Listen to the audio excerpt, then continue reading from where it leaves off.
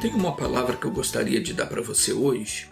Está em Hebreus capítulo 10, versículo 38, que diz o seguinte: mas o meu justo viverá pela fé. Tem muita gente que diz ter fé, mas as atitudes não demonstram isso. A maioria das pessoas concordam mentalmente com o que a Bíblia diz, mas não agem conforme as palavras de Deus. Você que diz que confia em Jesus, mas não acredita de fato que ele resolverá o seu problema, é por esse motivo que o seu problema até hoje não foi resolvido. Deus está dizendo: o meu justo viverá pela fé. E se ele recuar, a minha alma não tem prazer nele. Se você quer agradar a Deus, comece a agir crendo que a Bíblia é verdadeira, porque sem fé é impossível agradá-lo. Tudo o que foi escrito na Bíblia não foi escrito apenas para nos informar do que aconteceu no passado. Pelo contrário, foi escrito para que nós soubéssemos que aquilo que Deus fez no passado, ele continua fazendo hoje. Jesus disse em João capítulo 5, versículo 17, o meu Pai trabalha até agora, e eu trabalho também. Chegaram alguns fariseus, dizendo para ele: sai, retira-te daqui, porque Herodes quer te matar. E ele lhes respondeu: ide e dizei àquela raposa: eis que eu expulso demônios e efetuo curas, hoje e amanhã, e no terceiro dia sou consumado. O que quer dizer isso? Hoje representava os dias que ele estava sobre a terra. Amanhã eram os dias futuros, que são os dias que nós estamos vivendo hoje. E o terceiro dia é quando tudo se acabar, Jesus voltar, então não haverá mais demônios para se expulsar e nem doentes para serem curados. Mas até lá, Jesus continua operando milagres da mesma forma como fazia no passado. Hebreus capítulo 13, no versículo 8, diz que Jesus Cristo é o mesmo, ontem e hoje e eternamente. Tudo o que ele fez no passado, ele é capaz de fazer e continua fazendo hoje.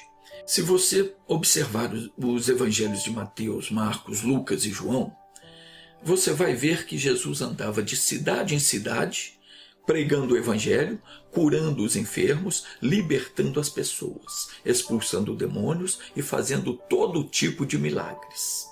Os cegos voltavam a enxergar, os aleijados recuperavam os movimentos, os paralíticos voltavam a andar, e eram tantos milagres que o povo ficava maravilhado.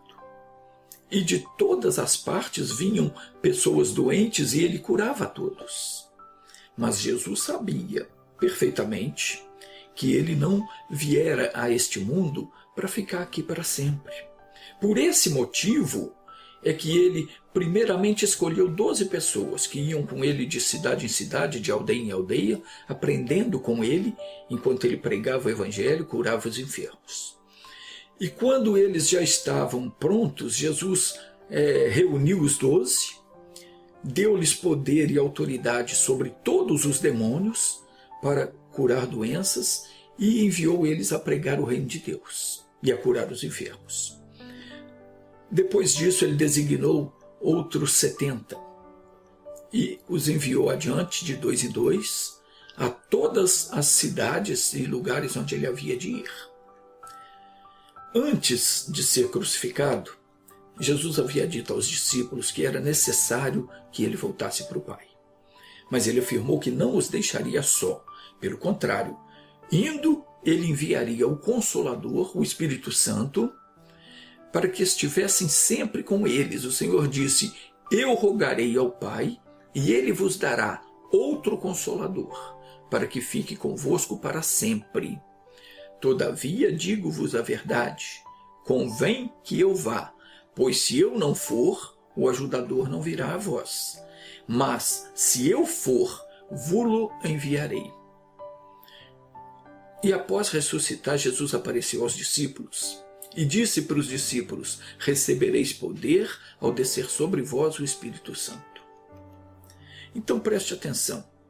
Jesus diz que todo aquele que nele cresce estaria apto a fazer o que ele fazia. Ele falou: em verdade eu vos digo que aquele que crê em mim, esse também fará as obras que eu faço, e as fará maiores do que estas, porque eu vou para o Pai. E tudo quanto pedirdes em meu nome, eu o farei, para que o Pai seja glorificado no Filho. Então Jesus está afirmando aqui que ele iria para o Pai, mas que a obra dele não seria interrompida, que ele não deixaria de fazer aquilo que ele fez. Ele, pessoalmente, já não estaria mais aqui, mas ele deu autoridade e poder a todo aquele que crê para continuar fazendo a obra. E ele falou: tudo que pedirdes ao Pai em meu nome, eu farei. E ele afirmou: estes sinais seguirão aos que crerem. Em meu nome expulsarão demônios e porão as mãos sobre os enfermos e estes serão curados. Então todo aquele que crê e é batizado com o Espírito Santo tem o poder e a autoridade para agir em nome de Jesus, fazendo as mesmas obras que ele fazia. Na verdade, é Jesus quem faz as obras, mas nós que fomos autorizados a agir em nome dele é que temos que agir neste mundo. E lá do céu ele há de cumprir aquilo que ele falou. Agora eu pergunto, se Jesus não mudou, porque ele diz que não mudou, ele continua o mesmo, e ele nos deu poder para fazermos as mesmas obras, ele nos garantiu que tudo quanto nós pedimos ao Pai em nome dele, ele fará, então por que é que muitos não estão sendo curados? E os demônios continuam atazanando a vida de muita gente. Jesus não mudou. O que ele fazia no passado, ele garantiu que continua fazendo hoje. E continua. Mas a vida de muita gente não muda. Por que é que não estão acontecendo milagres na vida de todos? Quer saber por quê? Por causa da incredulidade. Onde há incredulidade, Jesus fica impedido de abençoar. Isso aconteceu quando ele, após ter feito muitos milagres por toda a Judéia, ele retornou para sua terra natal. No Evangelho de Mateus diz assim: e chegando à sua terra, ensinava o povo na sinagoga, de modo que este se maravilhava e dizia: de onde lhe vem esta sabedoria e estes poderes milagrosos? Não é este o filho do carpinteiro? E não se chama sua mãe Maria e seus irmãos Tiago, José, Simão e Judas? E não estão entre nós todas as suas irmãs? De onde lhe vem, pois, tudo isso? E escandalizavam-se nele. Jesus, porém, lhes disse: não há profeta sem honra, a não ser na sua própria pátria e na sua casa. E não fez ali muitas maravilhas por causa da incredulidade deles. Repito, todo aquele que é batizado com o Espírito Santo tem autoridade para agir em nome de Jesus e fazer o mesmo que ele fazia: curar enfermos, expulsar demônios e conceder qualquer bênção em nome de Jesus. Mas isso só se cumpre na vida daquele que crê, porque a obra de Deus, ela só é feita mediante a fé. Quando nós cremos na palavra de Deus, é que nós fazemos a vontade do Pai. Eles perguntaram para Jesus: que faremos para executar as obras de Deus? E Jesus respondeu: a obra de Deus é esta, que creiais naquele que ele enviou. Você quer ver a obra de Deus realizada na sua vida? Então creia naquele que ele enviou. Jesus continua o mesmo. O que ele fez no passado, ele é capaz de fazer hoje, e tudo vai depender da sua fé. Quando a gente está em contato com a palavra de Deus, nós estamos numa reunião face a face com o nosso Criador. E nesta reunião nós podemos expor os nossos problemas, as nossas necessidades. Nós tiramos dos nossos ombros essas cargas que nós temos carregado e colocamos todas elas sobre o nosso Senhor Jesus Cristo. Afinal, ele próprio foi quem convidou a fazer isso. Ele disse: vinde a mim, todos os que estáis cansados, oprimidos e sobrecarregados, e eu vos aliviarei. Tomai sobre vós o meu jugo, e aprendei de mim, que sou manso e humilde de coração, e encontrareis descanso para as vossas almas, porque o meu jugo é suave e o meu fardo é leve. Se cada pessoa neste mundo aceitasse esse convite e viesse ao encontro de Jesus,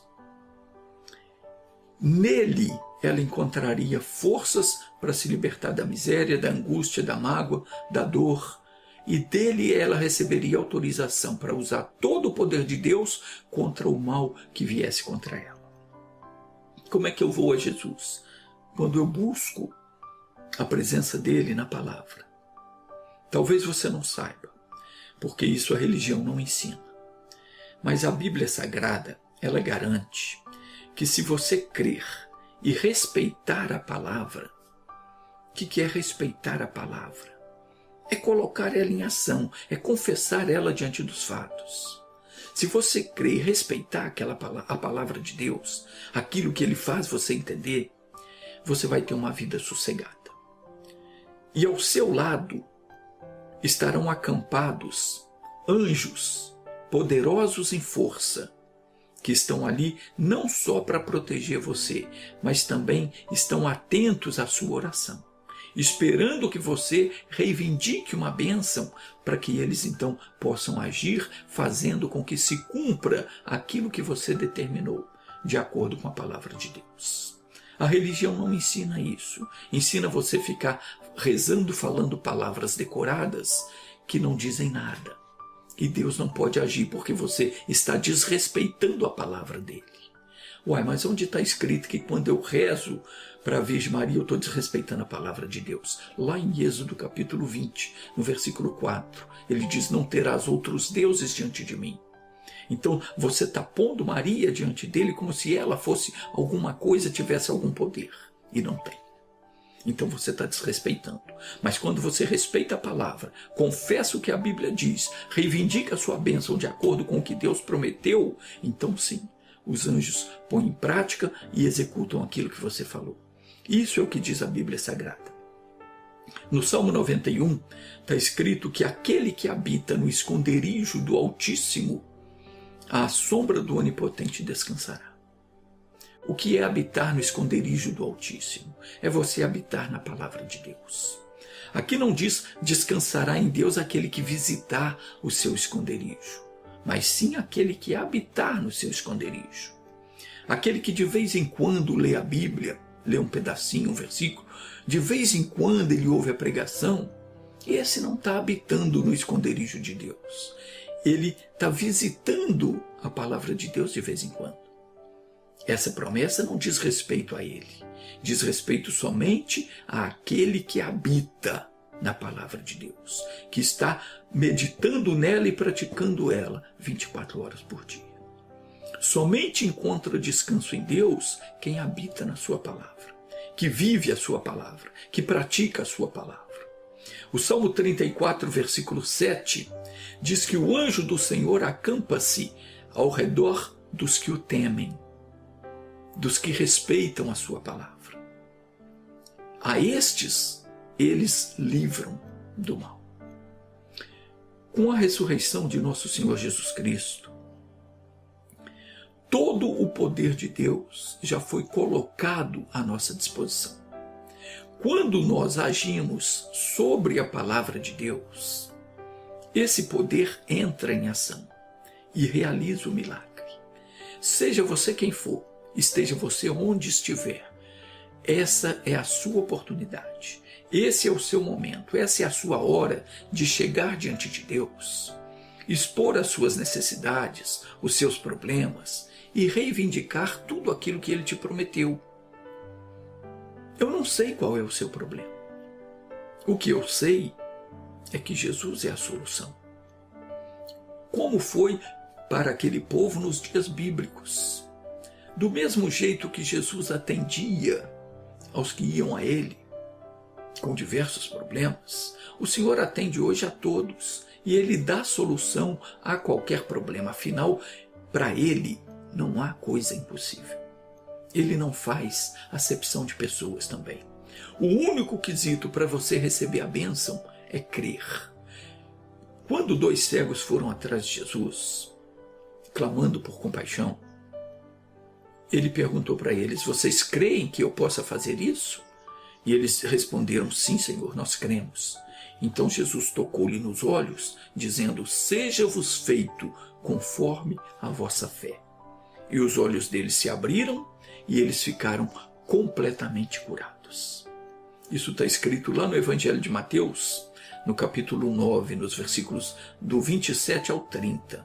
Querendo, depois você pode ler lá na sua Bíblia. Jesus jamais despedirá alguém de mãos vazias. Entretanto, nós precisamos saber o momento certo de fazermos a nossa oração. Porque é quando você sentir pela pregação da palavra ou pela leitura da Bíblia que o seu coração se alegrou, você entendeu, sentiu aquela alegria, veio a fé ao seu encontro, então nessa hora Jesus está te visitando. E é nessa hora que você tem que fazer o seu pedido. O Senhor Jesus disse assim: também a vós agora, na verdade, tendes tristeza. Jesus falando para os discípulos: mas outra vez vos verei, e o vosso coração se alegrará, e a vossa alegria ninguém vô-la tirará. E naquele dia, quando o seu coração se alegrar, nada me perguntareis. Na verdade, eu vos digo que tudo quanto pedirdes ao meu Pai em meu nome, preste atenção no que ele está falando, tudo quanto pedirdes ao meu Pai, a quem você tem que pedir? Ao Pai. Em nome de quem? Em nome dele. Tudo quanto pedirdes ao meu Pai em meu nome, ele vos há de dar. Até agora nada pedistes em meu nome. Pedi e recebereis, para que o vosso gozo se cumpra. Meus irmãos, nós sabemos que Jesus está presente quando o nosso coração se alegra. Você pega a Bíblia para ler. Enquanto o seu coração não se alegrar, você vai lendo. Ali você ainda não sentiu a presença de Deus. Quando você sentir aquele mover dentro de você, vem aquela alegria, naquela hora você não perde tempo. Para o que estiver fazendo e peça a Ele aquilo que você precisa, aquilo que você deseja, aquilo que você quer, porque Ele não veio te visitar à toa. Naquela hora que Ele veio te visitar, Ele não veio por acaso. Ele veio para te abençoar. Ele vem ao seu encontro para abençoar você. Então, foi o que Jesus falou: naquela hora, o que pedirdes em meu nome, eu farei. Então veja que quando Jesus visitou o tanque de Betesda, ele tinha um propósito, que era curar um homem que estava ali paralítico, esperando o movimento das águas. Quando Jesus foi ao território dos Gadarenos, o objetivo dele era libertar um homem possesso pelos demônios. Jesus não perde tempo. Ele está sempre pronto para realizar os milagres. E ele faz isso com prazer. Mas tem a hora certa de você se encontrar com ele. Na hora que se encontrar, na hora que ele vier te visitar, você sentiu, está lendo a Bíblia, está ouvindo a pregação, sentiu aquele mover dentro de você, vem aquela alegria, naquela hora, pede, porque é naquela hora que você vai receber. Quando você for orar, não peça também a bênção como se você estivesse pedindo um favor, mendigando uma esmola, não. Nós temos direito à bênção.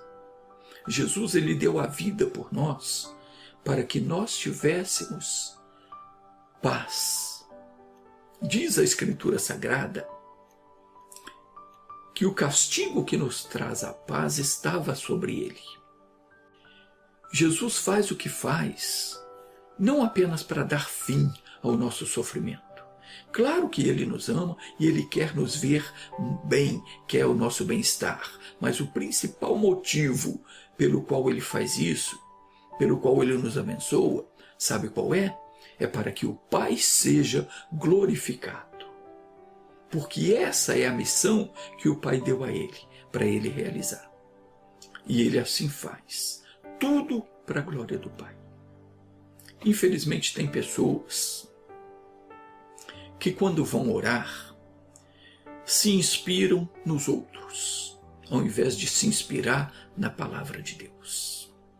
Tem pessoas que elas querem parecer muito humildes e elas acabam por fazer uma oração que não agrada a Deus.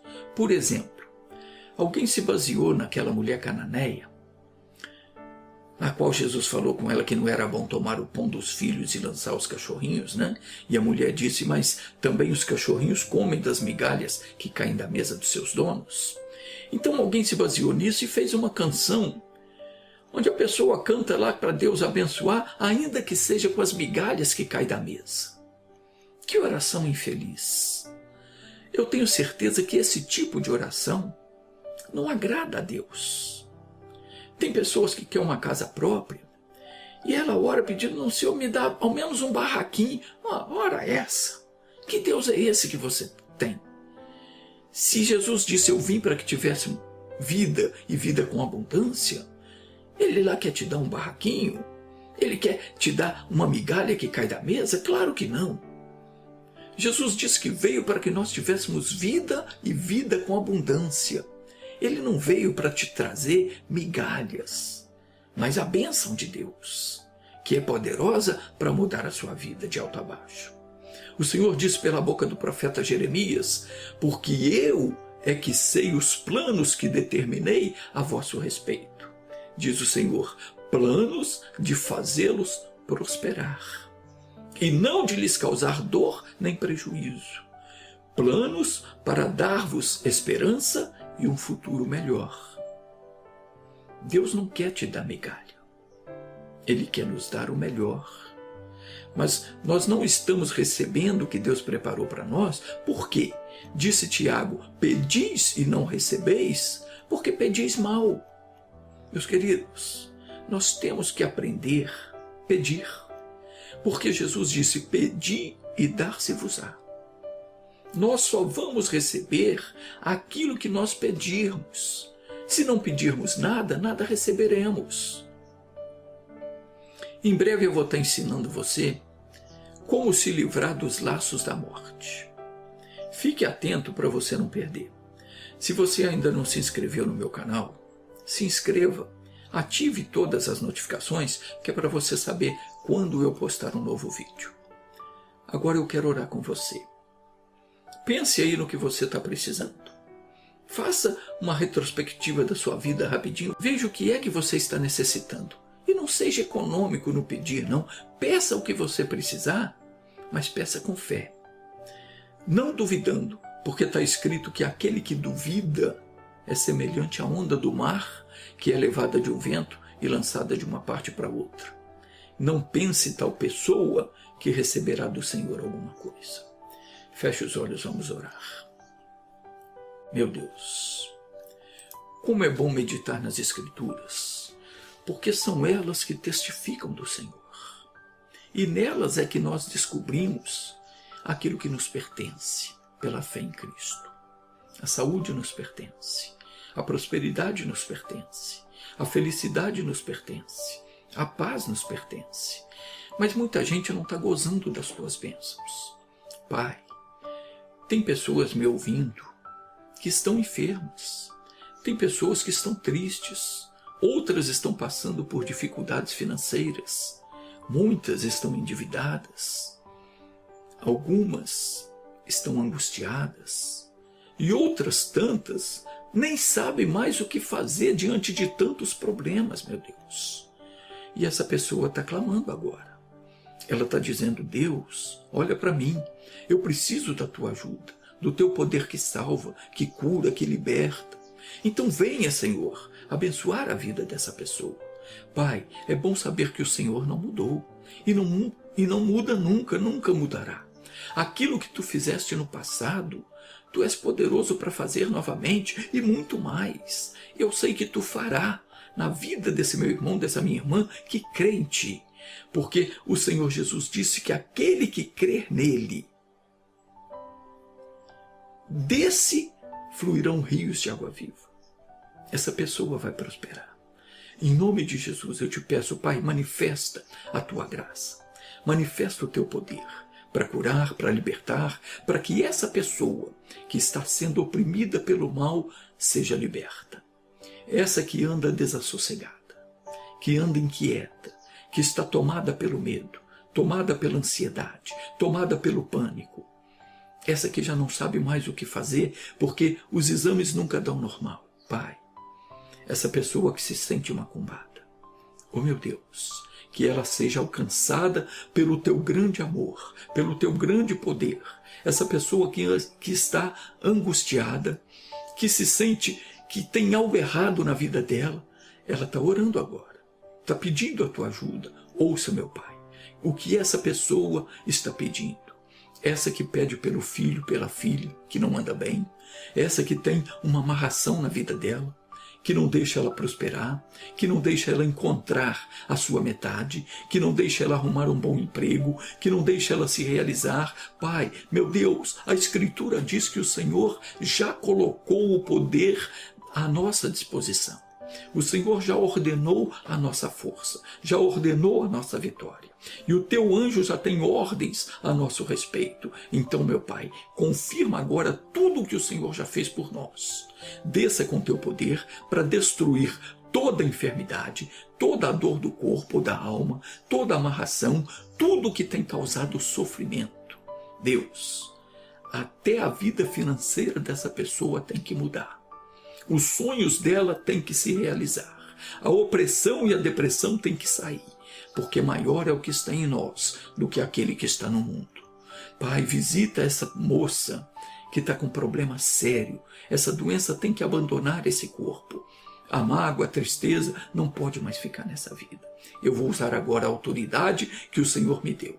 E em nome de Jesus eu falo agora ao problema que está nesta vida, seja você quem for, ouça a minha voz. Em nome de Jesus.